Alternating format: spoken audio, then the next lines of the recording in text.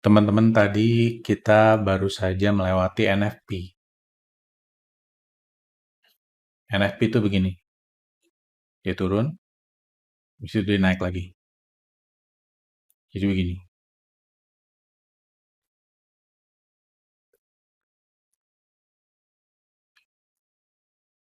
Sebetulnya teman-teman, NFP itu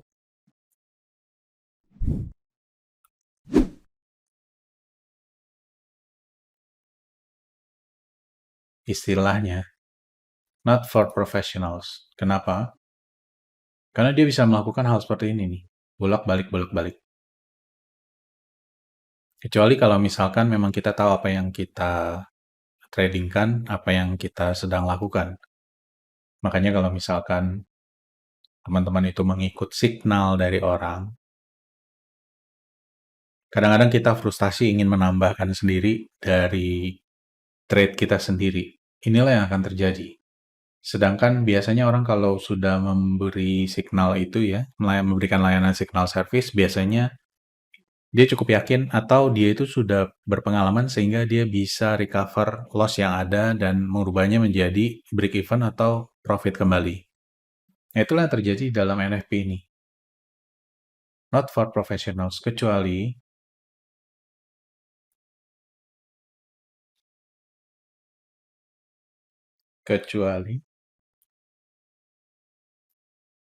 masuk setup sesudahnya 30 menit atau sejam sesudahnya.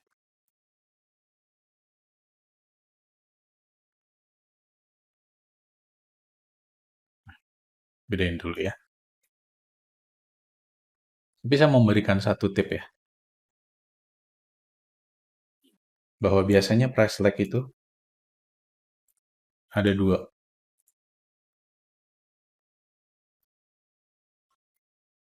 Pertama, news release jam 19.30 untuk forex. Kedua itu sesudah indices open jam 20.30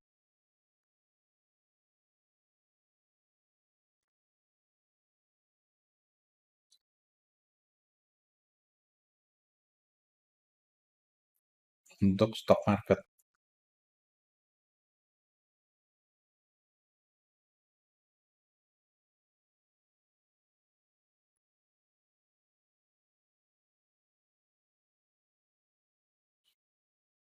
Jadi, biasanya kita boleh menunggu news sampai news itu keluar, yaitu lewat jam 19.30. Kalau memang news itu jalannya cepat, biasanya dia akan ada kesempatan kedua. Dan kesempatan kedua itu sesudah stock market open. Ini indeks saham Amerika yang ada S&P 500, S&P 500 ya, orang bilangnya itu. Lalu ada Nasdaq dan juga ada Dow Jones. Nah, biasanya tiga, tiga instrumen ini waktu lagi market open itu biasanya akan bolak-balik tuh dengan cukup liar gitu ya. Dan biasanya baru akan mulai kelihatan arah benarnya itu mungkin sejak setengah jam atau 1 jam sesudahnya. Sesudah dia mengambil ada banyak liquidity lah. Mengambil sentimen dari orang-orang yang duluan masuk buru-buru waktu lagi market open. Jadi biasanya kalau kita masuk itu akan menjadi high probability trade buat kita kalau marketnya itu simetris. Jadi artinya kalau stock market dan juga forex market itu dibandingkan dengan USD sama-sama naik atau sama-sama turun.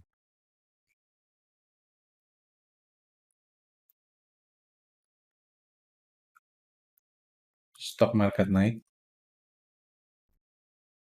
dan juga forex pair against USD naik. Ini jika USDX di XY, turun.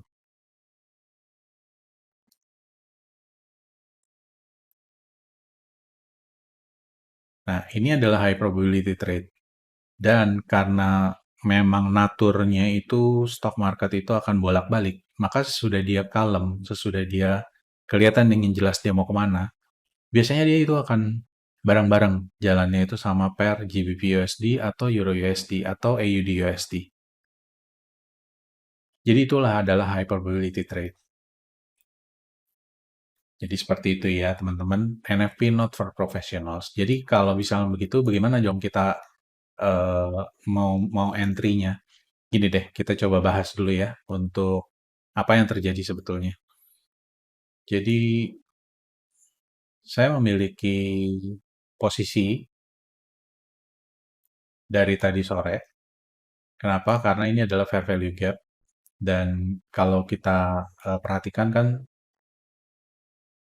nggak gampang buat price itu bisa menembus lubang yang seperti ini. Maka saya punya kurang lebih di sini ya, di level ini saya punya sell. Kalau stop loss-nya memang di atas ini. Nah, tadi saya exit di bawah di daerah sini, sekitar sini. Kenapa? Karena ada dua price lag tadi.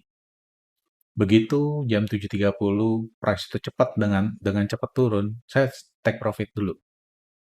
Itu mengamankan posisi.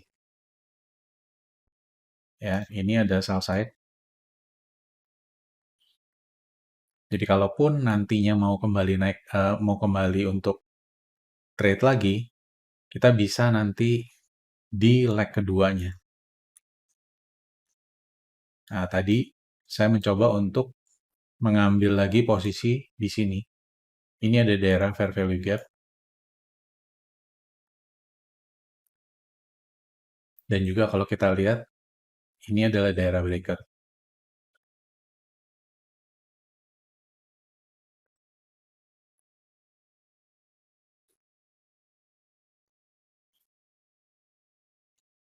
Jadi saya exit di sini.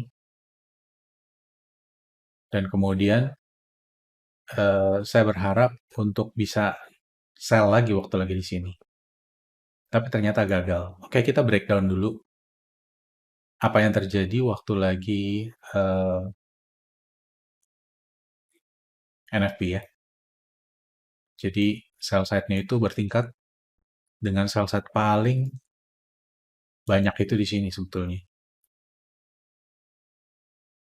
Ya, ada satu, kurang lebih dua, tiga. Nah, dan ternyata kita lihat ini sebetulnya sudah kena, meskipun sedikit. Jadi dia sudah di take out ya. Jadi yang ada adalah yang terjadi tadi,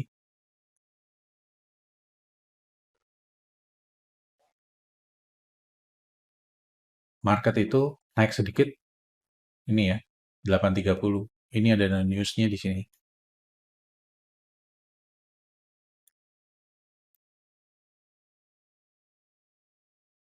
Newsnya ada di sini.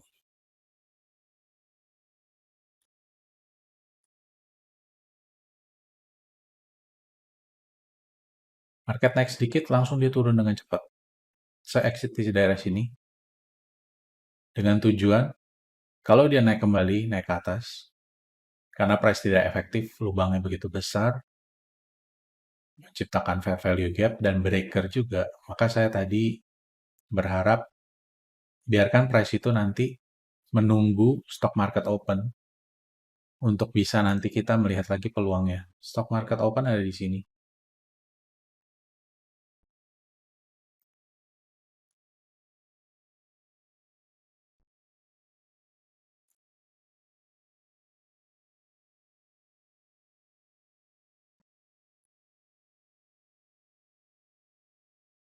Tapi ternyata memang price itu ternyata dia berbalik ya. Akhirnya tadi saya loss di sini. Saya loss di sini, profitnya itu jadi loss. Kita lihat apa yang terjadi dengan GBP/USD. GBP/USD juga mungkin kurang lebih sama ya. Kalau kita lihat di 4 jamnya, tapi ini dia sudah duluan malah. dia memberikan equal high di sini, buy side ya.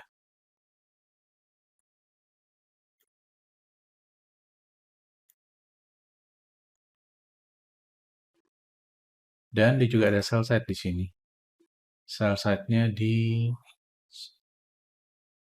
21063.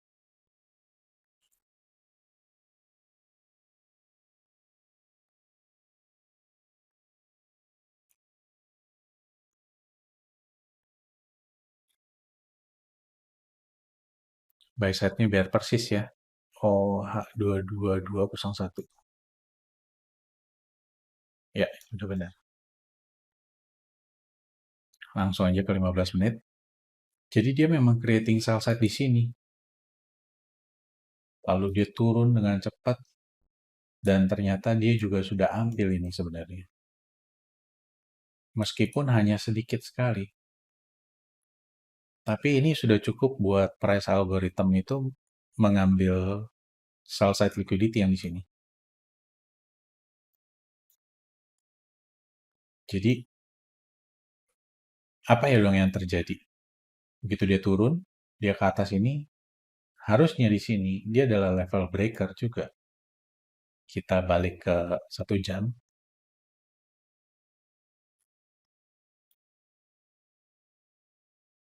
Sebetulnya ini adalah level breaker. Dari sini, sini.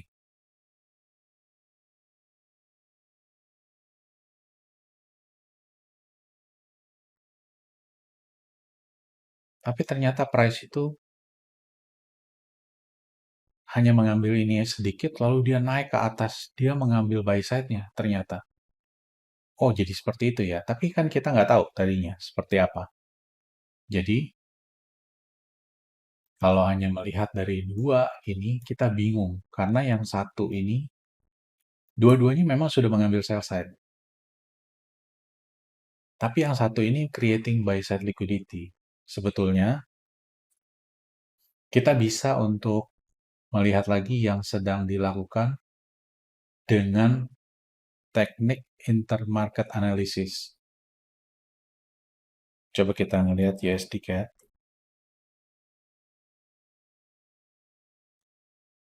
Ini adalah USD CAD. Jadi, kita ngelihat ya level NFP itu di mana. 830. Ini di sini adalah level NFP. Kita tandain.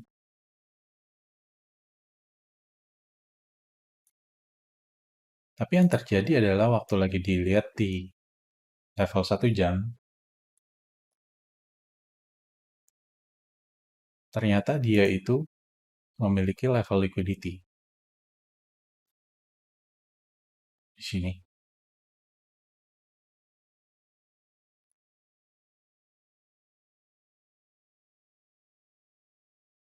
Lalu di sini juga ada.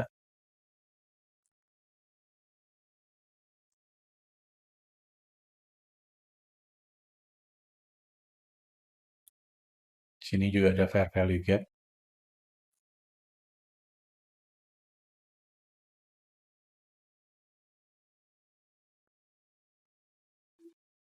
Nah, yang terjadi adalah begitu news, dia naik ke atas dan turun ke bawah. Kalau kita melihat yang tadi ya, yang di sini yang GBP USD, kan kurang lebih sama dengan Euro. Dia naik ke atas, dia turun ke bawah, dia memberikan sell side liquidity di sini. Jadi waktu lagi di sini, dia itu memberikan sell side liquidity lalu dia memberikan sell side liquidity lalu dia naik.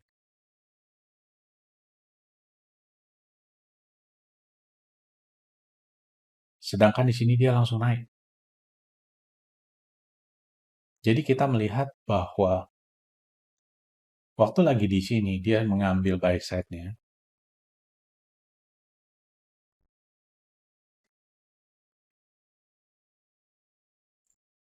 Kita tahu bahwa dia akan arahnya ke bawah.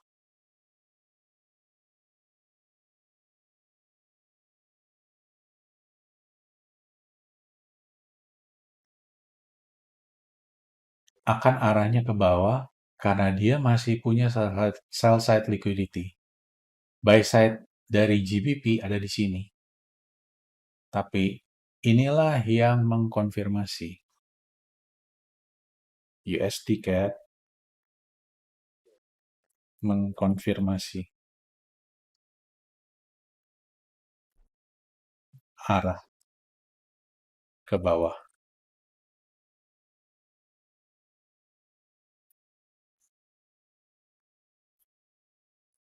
Berarti pair GBP USD, Euro USD, AUD USD, semuanya arah ke atas. Ini adalah intermarket analysis. Memang kita melihat tadi antara Euro dan GBP memiliki buy side liquidity, tapi ini dikonfirmasi dengan adanya sell side liquidity sehabis news yang ada pada USD CAD. Dia naik retrace, naik ke atas lagi mengambil level ini, lalu turun dengan ke bawah. Ini adalah arah betulnya. Jadi kita arah betul dari trade kita itu arahnya ke atas.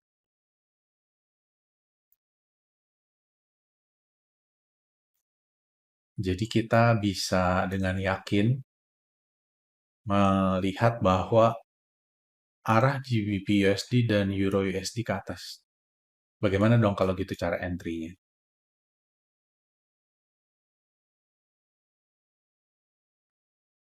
Cara entry-nya adalah seperti yang telah di waktu itu dikasih tahu ya. Konsep support become resistance atau resistance become support, inverse area.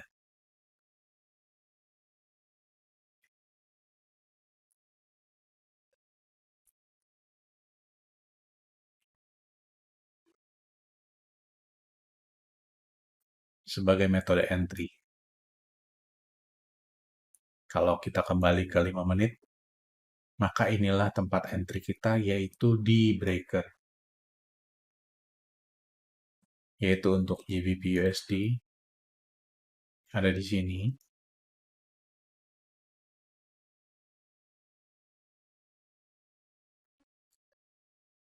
Dan untuk Euro USD juga ada di sini.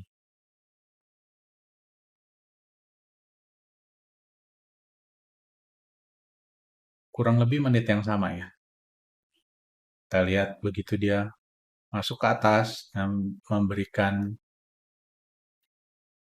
level buy side liquidity baru dengan buy side liquidity lama di sini. Ya, dia retrace ke bawah, lalu naik ke atas mengambil ini. Sama juga dengan Euro USD. Gitu dia naik ke atas, di sini ada buy side, level buy side. Ya, buy side-nya bisa dibilang ada yang di atas sebelah sana, ada juga yang di sini. Kita coba lihat yang terdekat aja dulu. Kemudian kita pindah ke 1 jam. Level 1 jam, ternyata atas sebelah sini. Adalah level buy side-nya. Kenapa? Karena dia sudah memasuki daerah ini. Ini juga adalah daerah breaker ya. Daerah sini.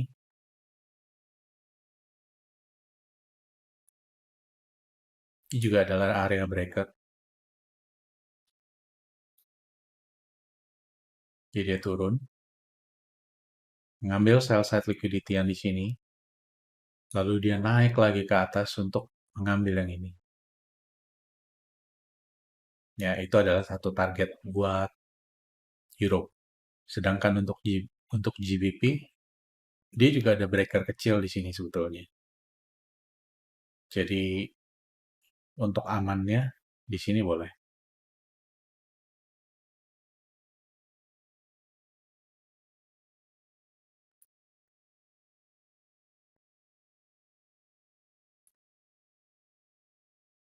Orang-orang yang mempunyai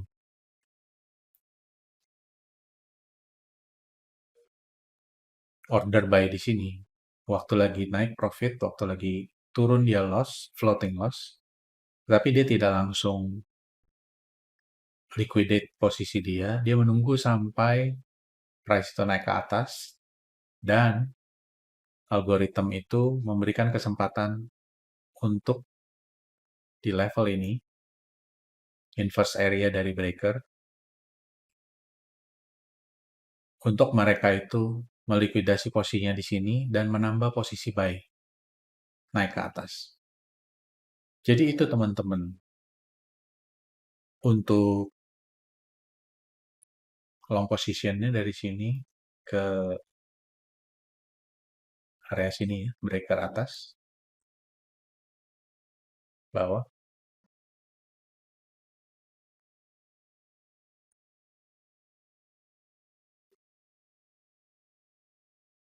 1:3, menghasilkan 56,8 pips. Sedangkan kalau yang di sini,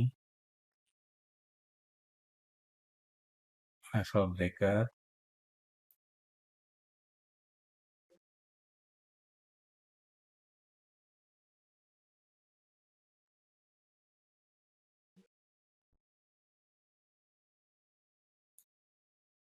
stop loss-nya di sini, boleh di sini ya, untuk ke sini kurang lebih. 1:3 lebih juga. Yang 147,8 poin 4 tips, yang ini 56,8 pips. Jadi itu teman-teman. Kalau memang harus trade, jangan dipaksakan. Lebih baik sesudah NFP, dan itu membutuhkan intermarket analysis untuk kita itu bisa memastikan sebetulnya price ini mau kemana. Karena kalau enggak, bahkan yang profesional aja, dia harus banyak berpikir keras dan mengamati ada beberapa market untuk bisa mengetahui. Jadi nggak bisa kita cuma hanya memilih satu arah aja. Benar atau salahnya, kita harus bisa untuk menganalisa pair-pair lain ya. Begitu teman-teman. Silakan subscribe.